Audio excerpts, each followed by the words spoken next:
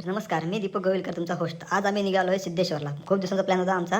तर जाऊ करत आमचा पावसाची एंडिंग आली तर बोला तरी जाऊ चला. 2 दिवस रात्री पाऊस पडलेला मस्त मजबूत. तर बोलत आपलं धबधब्यावर पाणी पण असेल तर बोलू सिद्धेश्वरला जाऊ. धबधबा एकदम मस्त वाहत होता, जास्त पाणी कमी पाणी नव्हतं. बोलू पहिले देवळात जाऊ, पाय वगैरे पडू, मस्त शांत होऊ.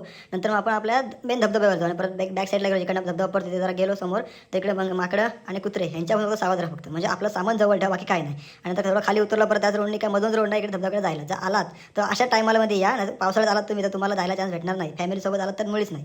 कारण पावसामुळे खूप चिकट झालेलं असतं, त्यामुळे तुम्ही येऊच नका. थोडी जेवण बनवायचं होतं आम्हाला, त्यामुळे थोडी कलाकृती केली. आम्ही चिंबोरे पण पकडल्या, त्याचं थोडंसं कालवण पण बनवलं आणि बोलू चला आपण जायचं रस्त्याला निघू. जाता त्यांना आठवलं की आपण ह्याच्या पण खाली उतरू. तर परत खाली आलो, थोडंसं परत मधून गेलो आणि परत नदीच्या पात्रात ना त्या खालच्यात होतं तिथे आलो. मस्त एक डबका होते खाली, तिथे पोवलो मस्त आंघोळ वगैरे केली, शांत झालो, निघालो घरच्या रस्ता. तो माझा पूर्ण ब्लॉग बघायचा असेल तर खाली डिस्क्रिप्शनमध्ये लिंक देतो मी, जा तिथे क्लिक करा. आपला यूट्यूब चॅनलला पण असं सपोर्ट करा, त्यामुळे आपली फॅमिली मोठी आणि असे नवीन व्हिडिओ आम्ही टाकत असतो. चला, धन्यवाद.